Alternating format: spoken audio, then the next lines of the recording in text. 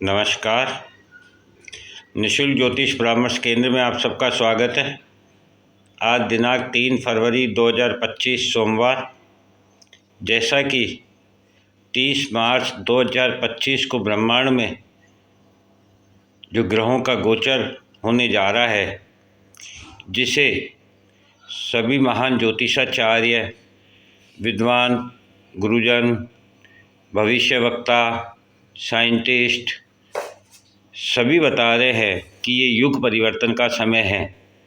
और हमारी इसी पर चर्चा हो रही है कि हम अपनी कुंडली में कैसे जानें कि इस युग परिवर्तन में हमारे विचार किस कारण से, किस तरीके से बदलने वाले हैं और हमें किस ओर जाना है। तो हमने कल एक उदाहरण स्वरूप कुंडली का अध्ययन किया था।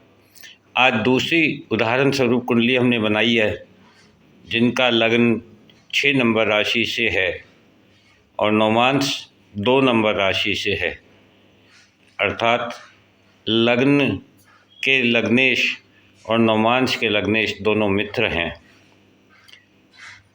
अब हम देखते हैं कि इन्हें 4 अप्रैल 25 तक जो दशा है वह बुध, शनि और मंगल की है। बुध की महादशा में शनि का अंतर और मंगल का प्रत्यंतर, अर्थात जैसा कि कल हमारी चर्चा हुई थी कि शुक्र को आप सबसे पहले देखें, क्योंकि 30 मार्च 2025 को जो गोचर प्रभाव बनने जा रहा है, उसमें यदि कोई सबसे महत्वपूर्ण ग्रह है तो वह शुक्र है। और शुक्र इनके लग्न कुंडली में यदि हम देखते हैं तो नवम भाव में स्वयं की वृष राशि में बैठे हुए हैं और केतु के साथ है, अर्थात ये अपने जीवन में जो पूर्व जन्म से लेकर के आए हैं वह शुक्र बता रहे हैं कि इनके पूर्व जन्म द्वारा और इनके पूर्वजों द्वारा जो भोग विलासिता के लिए, एक शांत स्वभाव से कर्म करने के लिए जो इनकी इच्छा बाकी रह गई थी, इसी कारण से इनका जन्म हुआ है।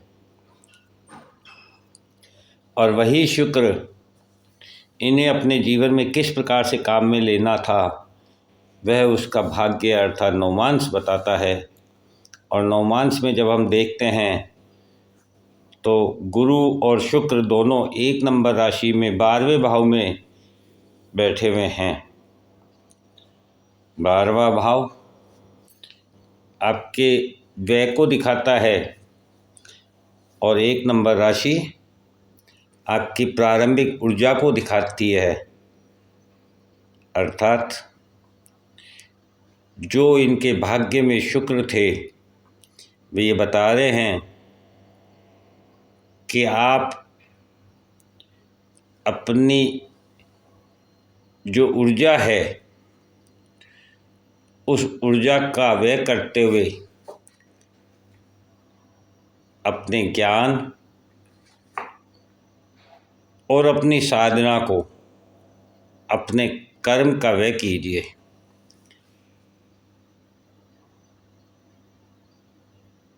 इस प्रकार से शुक्र इन्हें मुक्ति का मार्ग बता रहे हैं। और वही शुक्र अभी 30 मार्च 2025 को होने वाले गोचर में 12वें भाव में अपनी उच्च राशि में होंगे और वह इनके सप्तम भाव में होंगे। सप्तम भाव हमारे लाइफ पार्टनर का होता है।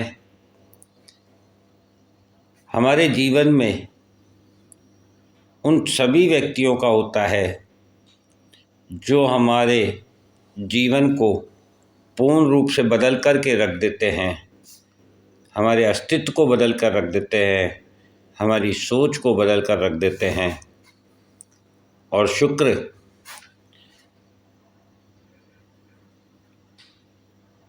जो कि इनके भाग्य भाव में वृष राशि में केतु के साथ स्थित थे, वे शुक्र बताते हैं कि जो आपके पास पूर्वजों का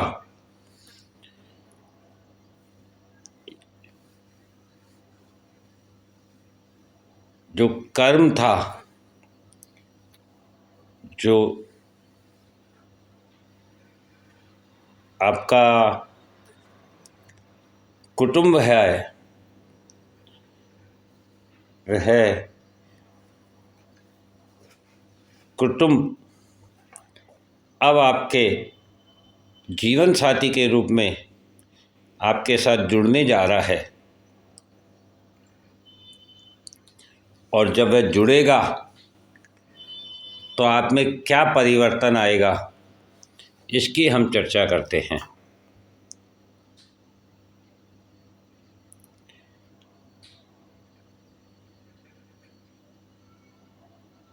तो हम सबसे पहले मंगल के प्रत्यंतर दशा का जो प्रभाव है उसकी चर्चा करते हैं। मंगल जो इनकी लग्न कुंडली में 12वें भाव में 5 नंबर सिंह राशि में स्थित है, तो ये बताते हैं कि आप अपने पूर्व जन्म की ऊर्जा का जो आपने व्यय किया है, अपने अधिकारों के लिए व्यय किया है, आपने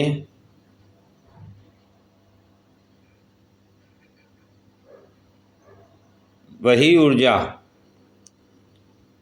आपको अपने इस जीवन में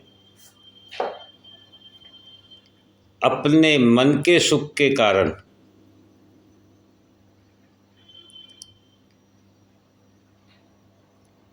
आपको अधिकार प्राप्त करवाती है कि आप अपनी ऊर्जा के द्वारा अपने सुख भोग विलासिता, अपने मित्र, अपनी माता के लिए आपको जिम्मेदारियां प्राप्त हुई है। और वही मंगल जब 30 मार्च 2025 को इनके 10वें भाव से मिथुन राशि से गोचर करेंगे, तो वे बताना चाहते हैं कि अब मंगल आपको जो प्रभाव देने वाले हैं वे आपको आपके सुखों के लिए, आपकी माता के लिए कर्म करवाएंगे। आपको अपनी माता के लिए कर्म करना होगा।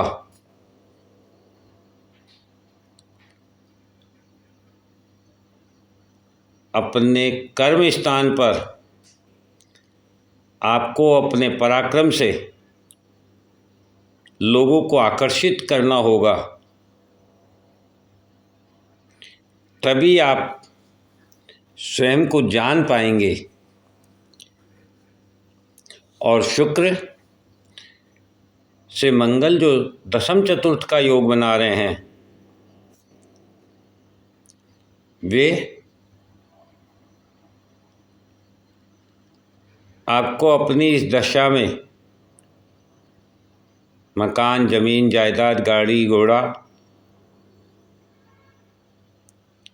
उपलब्ध कराने के लिए सक्षम हैं, किंतु आपका उसके लिए एक लक्ष्य होना चाहिए और उस लक्ष्य को अपनी पूर्ण ऊर्जा के द्वारा प्राप्त करना, परिश्रम करना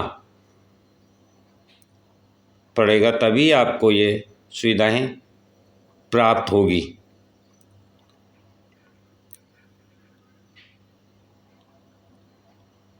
किंतु हम देखते हैं कि लग्न में शनि 6ठे भाव में और मंगल 12वें भाव में, अर्थात आमने सामने हैं।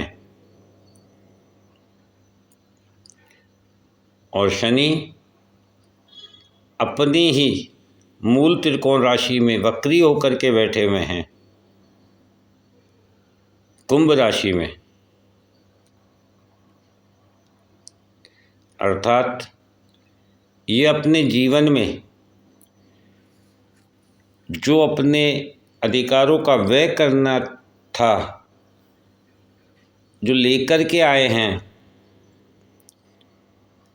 उसमें सेवा ही महत्वपूर्ण है। और वह सेवा नौमांस में यदि हम देखें तो वह इनके लाइफ पार्टनर के द्वारा होनी है।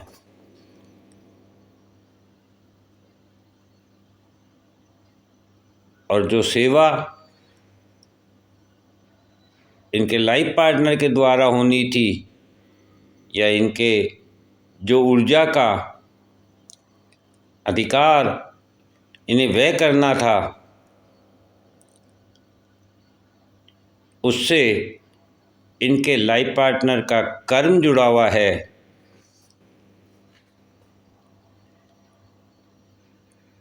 और वही शनि जिसकी अंतर्दशा है वह 30 मार्च 2025 को इनके 7वें भाव में स्थित है, शुक्र के साथ है। यहाँ शुक्र के अनुरूप शनि को कार्य करना पड़ेगा, अर्थात वह सेवा, वह लाइफ पार्टनर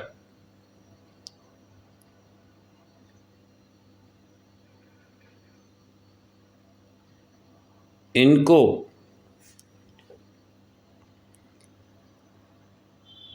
इनके कर्म के द्वारा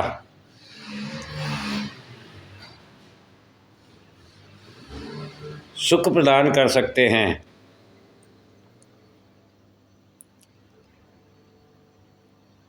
मुख्य बिंदु मंगल का यदि हमने देखा तो वह भी कर्म को दिखा रहा है।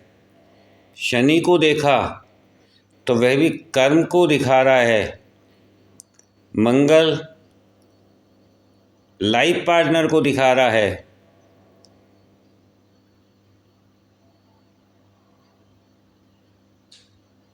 मंगल माता को दिखा रहा है, सुख भोग विलासिता को दिखा रहा है, और शनि लाइफ पार्टनर को दिखा रहा है।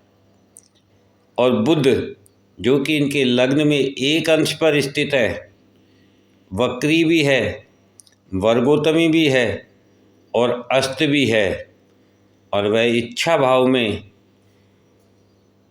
कर्क राशि में स्थित है। तो जो इनके समय जन्म के समय इन्हें बुध प्राप्त हुआ है, वह बुध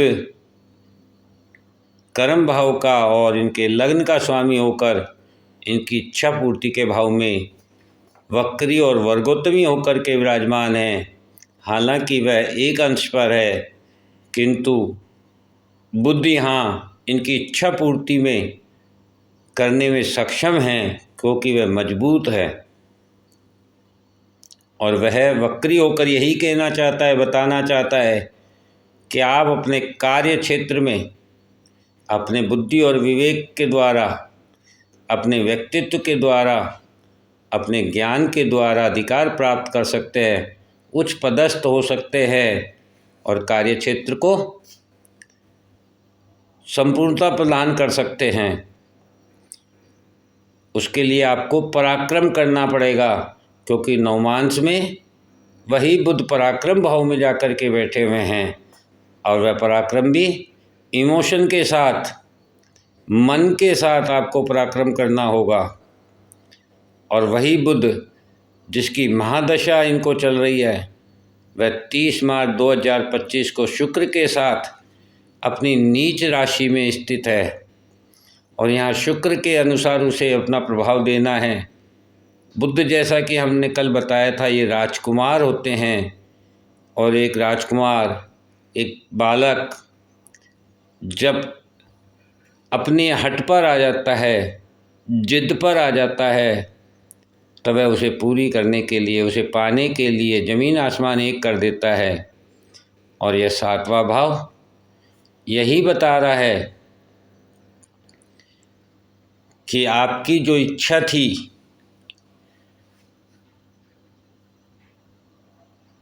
और आपने अपने जीवन में जो पराक्रम किया है उस इच्छा की पूर्ति के लिए, उस मन के साथ, उस इमोशन के साथ,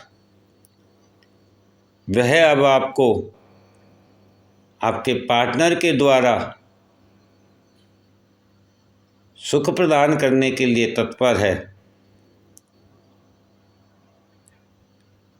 इस प्रकार से इन्हें बुध, शनि और मंगल का प्रभाव प्राप्त होगा। मंगल जो कि ऊर्जा है, वह इन्हें इनकी माता के लिए कर्म करने को प्रेरित कर रहा है, अपने कर्म के द्वारा माता को आकर्षित करने के लिए प्रेरित कर रहा है। वहीं शनि इनके लाइफ पार्टनर को इनके पराक्रम से, इनके कर्म के द्वारा जो सुख प्राप्त होगा वह भोग विलासिता का होगा। इनका एक उद्देश्य होना चाहिए। और बुध इनकी इच्छाओं की पूर्ति के लिए इनके सप्तम भाव से गोचर कर रहा है, अर्थात यदि इनका विवाह नहीं हुआ है तो विवाह का योग बना रहा है, और यदि विवाह हो गया है तो इनके लाइफ पार्टनर की जो इच्छाएं हैं वे पूर्ण होने के लिए इन्हें बुध सहायक है। इस प्रकार से इन्हें अपने जीवन में जो परिवर्तन देखने को मिलेगा, अपने विचारों में जो परिवर्तन देखने को मिलेगा, क्योंकि मुख्य बिंदु तो हमारा विचारों का परिवर्तन ही है। युग परिवर्तन को हम विचारों का परिवर्तन के रूप में देख रहे हैं। और वह विचार किस प्रकार से परिवर्तित हो रहे हैं? वे विचार परिवर्तित हो रहे हैं, इन्हें इस बात की चिंता होगी, इस बात का मनन होगा कि मैं कौन हूँ, क्यों हूँ, क्या हूँ, क्योंकि इनके कर्म क्षेत्र में इनका ऊर्जा का व्यय, माता के लिए ऊर्जा का व्यय, लाइफ पार्टनर के सुख के लिए ऊर्जा का व्यय, भोग विलासिता के लिए ऊर्जा का व्यय, अर्थात इनका पराक्रम इतना बढ़ जाएगा, इनका कर्म इतना बढ़ जाएगा कि ये स्वयं से को महसूस करना चाहेंगे कि मुझे आखिर चाहिए क्या? क्या मेरी यही इच्छाएं थी या कुछ और था? इस प्रकार से ये अपने व्यक्तित्व को पहचानना चाहेंगे, क्योंकि सारा अस्तित्व इनके लाइफ पार्टनर से जुड़ जाता है, इनके सुख वैभव विलासिता से जुड़ जाता है, इनकी माता से जुड़ जाता है, इनके कर्म से जुड़ जाता है। और ऐसी स्थिति में व्यक्ति को स्वयं को पहचानने की, स्वयं को जानने की कोशिश होती है कि मैं इस जीवन में आखिर क्यों हूँ, मैं क्या कर रहा हूँ, मुझे चाहिए क्या। यही सोच इन्हें बदल कर रख देगी।